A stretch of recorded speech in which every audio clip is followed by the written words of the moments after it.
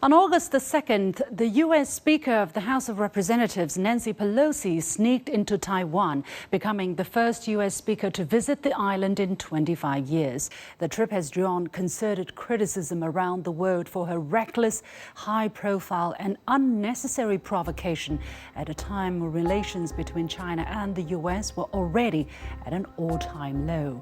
She touts the trip as a victory for democracy, but in the great democratic country she came from, things don't look too pretty.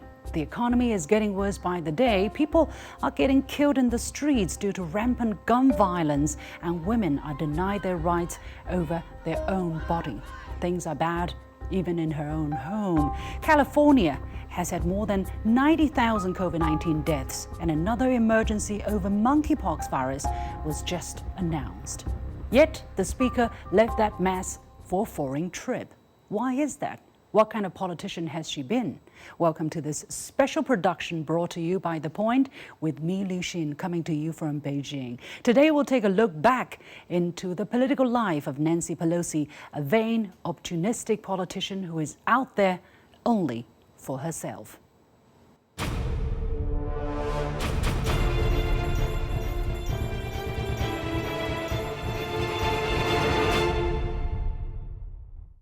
Nancy Pelosi was born into a family of Italian immigrants. She was the only daughter and the youngest of 7 children. Pelosi's father, Thomas D'Alessandro Jr., was a longtime mayor of Baltimore, Maryland, and her mother was his political organizer. Growing up in a political family, she was steeped in a culture that can be described as machine politics in the East. Politicians there get things done with the single goal of getting votes. The word machine comes from the ability to turn out the votes needed to get its members elected, and the process becomes a routine, reliable, and even literally mechanical. Nancy Pelosi grew up with that machine turning around her 24/7, and after she became a politician herself, she became the embodiment of it. The ends justify the means for everything that she does. It's a question of what she wants to get done and what is necessary to get it done. So it's very transactional in nature, and that's what she has become. Nancy Pelosi has a reputation, since 1989, if not earlier, has been very, very critical, very, very harsh on China. She made her career when she was a congresswoman from San Francisco by criticizing China, attacking China. Secondly, there are some interest groups certainly back up here. This could be a military-industrial compound in the United States. They want to enhance the military tensions and actually can sell weapons. One outcome of this culture of transactional politics is that Nancy Pelosi knows how to use power as a weapon to get what she wants through hypocrisy or multi-standards. Truth doesn't really matter. It's how you frame the story the way you want it, even by lying, and still to be able to get away with it. She always prides herself on being a champion of human rights, but turned a blind eye when the U.S. was exposed to have been using torture while interrogating terrorism suspects. Waterboarding is a technique to use a wet cloth to cover the face and breathing passages of a captive, causing the person to experience the sensation of drowning. One prisoner by the name of Abu Zubaydah told the world he was put through the barbaric torture 83 times in 1 month alone in August 2002. Records show that 1 year after 9/11 terrorist attacks, the CIA briefed Pelosi together with other senior congressional members extensively on the matter. She was said to be one of the first members of Congress to be informed. But Pelosi repeatedly denied she knew that waterboarding was being employed, even claiming that the CIA lied to Congress.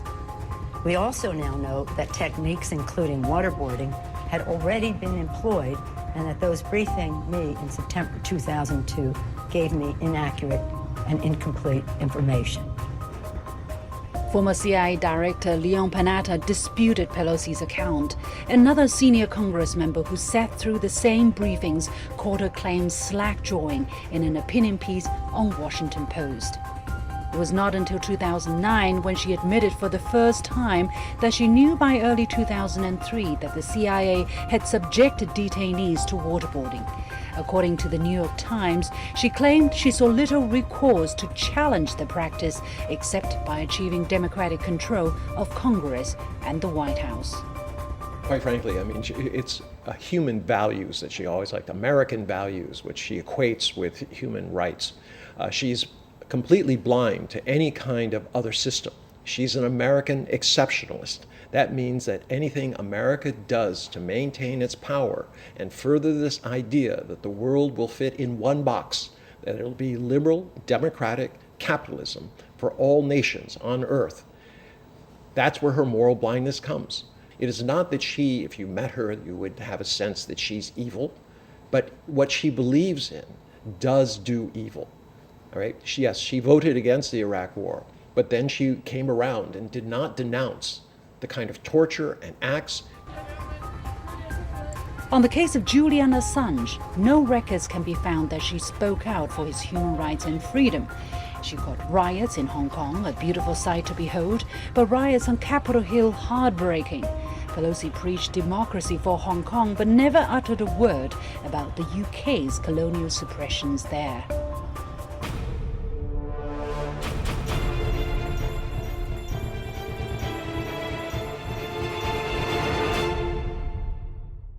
Nancy Pelosi has proved to the world how she is able and willing to take moral shortcuts in order to score political points, personal gains, or even convenience. She attacked former President Donald Trump for his incompetence in dealing with the COVID-19 pandemic, even calling the virus the Trump virus. But she would break social distancing rules simply to have her own hair done. But these are nothing compared to other gains she could pocket by gaming the system. Nancy Pelosi's husband, Paul Pelosi, has been nicknamed God of Stocks in the U.S. Congress by many here in China. A series of stock investments at the right time have caused many to suspect insider trading by the Pelosis.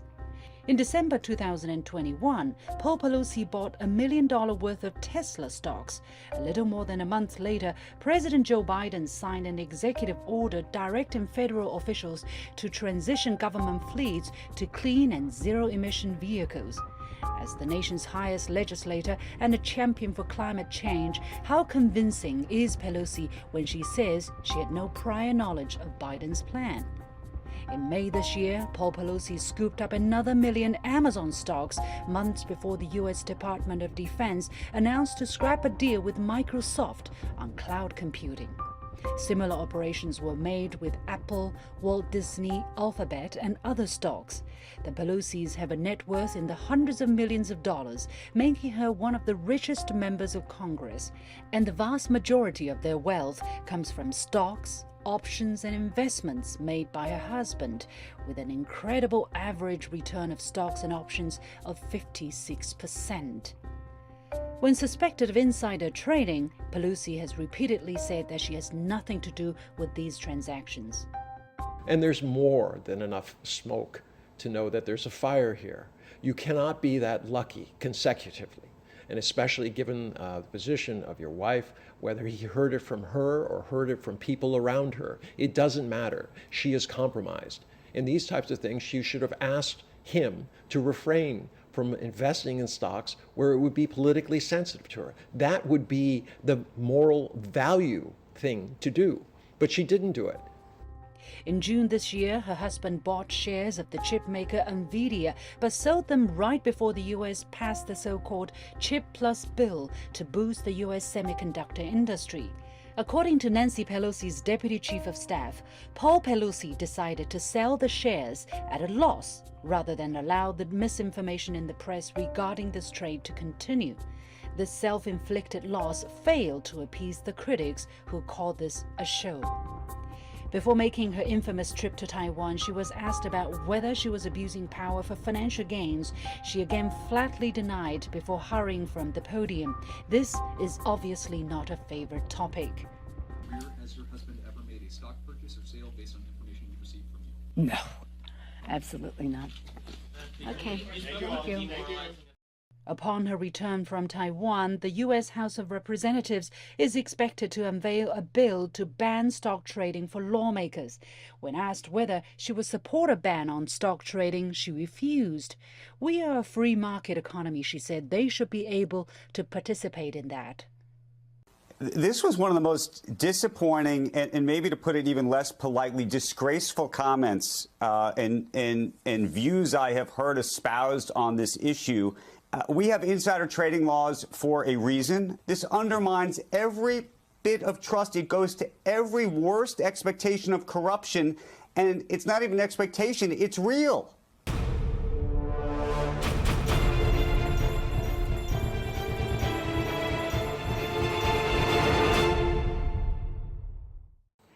A recent poll showed that 3/4 of Americans say members of Congress should not trade stocks while serving in Congress. For Pelosi, who's supposed to represent the people who elected her, to get so rich while serving seems not to be a strange idea. In fact, personal gains never seem a taboo for her. A lot of what she has done or said seems just about herself, other than overall interest of the people or the nation. For her, vanity comes first. In February 2020, Pelosi ripped then-President Donald Trump's State of the Union speech into pieces right after he delivered it. Even CNN, the liberal-leaning channel, called this unprecedented, aggressively rude, and unapologetically meant to rile up her base. It was divisive but effective. And this was not the only time she stole the spotlight by being theatrical. 她的性格都有那种表演性的性格，那种喜欢捕捉镁光灯的性格。这个记者 camera 如果没有对着我，我就会觉得惶惶不可终日。 Another example of a penchant for political vanity is her decades-long bias on China. Former CNN Beijing bureau chief Mike Chinoy described her as someone who has a penchant for high-profile gestures designed to poke China's communist rulers in the eye, regardless of consequences. And her latest trip to Taiwan was just that. I'll be frank about it. She just wants to poke China in the eye. She is going to lose the speakership position most likely at the end of this year after the midterm elections. If I understand correctly, she anyway, even if they do win, she will be stepping aside to have a next generation from the Democratic side. But anyway, the point is, I think the Democrats will not just lose, they will be hammered. And therefore, her chance to ever come as a speaker to Taiwan, she could come as a congresswoman as part of a codel, but as speaker will have evaporated. And I think that is essentially what she's trying to get at, to poke China in the eye when she can. Since the beginning of 2022, Pelosi has been contemplating a visit to Taiwan. In April, she had to cancel the trip last minute due to COVID-19. And in September, she'd be busy getting her members re-elected and elected. So before the end of this year, this was the last window of opportunity to put on this show and go down in history as the most powerful woman who visited Taiwan in defiance of China in the name of so-called democracy. It would also conveniently deviate attention from the scandals troubling her at home.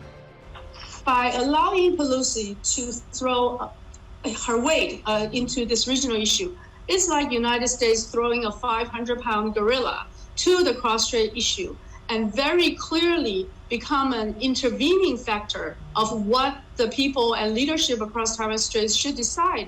I would call her troublemaker in chief in the world, because she doesn't care about the fundamental interests of the people of Taiwan. She doesn't care about the prospect and the commitment for the reunification of the two sides of the Taiwan Strait, because after all, we are all Chinese on both sides of the Taiwan Strait. Public relations card that could be used by the United States to try to bring condemnation onto China, because China feels, and the U.S. has accepted, that Taiwan is part of China. But now they're trying to rewrite history, and Nancy Pelosi, in a combination of ego and American exceptionalism, selective values, is going along with that. After she sneaked out of the island, the people of Taiwan have spoken. A poll conducted the next day with 13,000 respondents showed over 3/4 of people have no confidence in her promise to protect the so-called democracy in Taiwan. Nancy Pelosi may be exiting from the post of House Speaker very soon. When she looks back, she will have little to claim as a political legacy. On issues which she felt strongly, such as guns and abortion rights, little progress has been made under her tenure. She did pull off the Taiwan gimmick, but that will not solve any domestic woes that plague the American people, but rather quite the opposite. But Nancy Pelosi seemed not to care about the overall interest of the American people and nation. She seems to care more about her own legacy and her own pocket. The French King Louis XV had an expression, après moi le déluge, meaning after me the deluge. It's an attitude of indifference towards whatever happens after one's gone. Pelosi truly embodies that spirit. Only her personal legacy and wealth matter, or else be damned.